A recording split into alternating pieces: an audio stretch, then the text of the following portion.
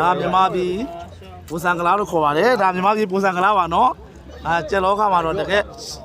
ရှင်းပြရင်တပါးပဲနော်ဒီနေ့ဒါကျွန်တော်တို့တကုန်းချက်ကိုစီးပိုးလေးပေးတိုက်လိုက်တယ်နော်စီးပိုးလေးပေးတိုက်လိုက်တယ်ကြီးကတော့လင်ကားကလာမြန်မာပြည်ပုံစံပါပဲဗျာပုံစံပဲလာတော့ပါတယ်နော်ပုံစံချက်ဒီပုံစံအမိုက်ချီကောင်းဟုတ်ကြတကုန်းကချက်လျှော်ဒါပေမဲ့စင်နာရောက်လဲပုံစံပဲကြိတ်တော့ပါတယ်ဗျာမင်္ဂလာပါဘိုးတောင်းလာတဲ့သူလို့သွားမရှိတဲ့ဘိုးတောင်းကျွန်တော်ပက်လော်လေးလက်ဆောင်ပေးတယ်ဗျဒီနေ့သွားအကုန်လုံးကောင်းသေးတယ်နော်သူကအထင်သေးနေတာဆရာတောင်းကိုကျွန်တော်ပက်လော်လက်ဆောင်ပေးလိုက်တယ်ဗျပက်လော်ရမ်းကြိုက်တယ်ဆရာတောင်းကနော်သွားရီအကုန်လုံးကောင်းသေးတယ်ဒီနေ့ဘိုးတောင်းတော့ဒီနေ့20လောက်ဒီနေ့နော်3ပွဲလောင်းတာ3ပွဲလို့ရှောင်းတယ်3ပွဲလုံးနိုင်တာ3ပွဲတော့3ပွဲရှောင်းတယ်20လောက်ကြောင်သွားတယ်ပဲကြီးတော့ပဲပြီးပြန်တယ်ကြိုက်ပါဟုတ်လားဒါကြိုက်တယ်ဆိုတော့လက်ဆောင်ပေးလိုက်တယ်ဒါပေမဲ့သွားမရှိတော့မယ်သွားကောင်းတဲ့ကြီးလုံးနေတယ်ဗျ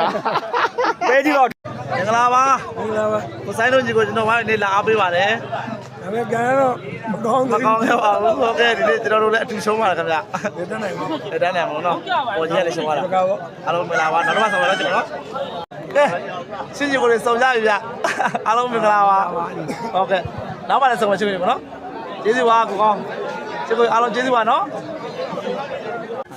ကျွန်တော်ဆရာပါကိုယုံ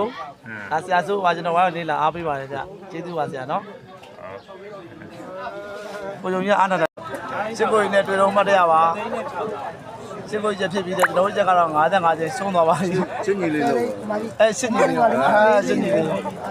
ကိုစိုးတော့နဲ့မှတ်ရပါမှန်ပါဘူးအဲဥမာ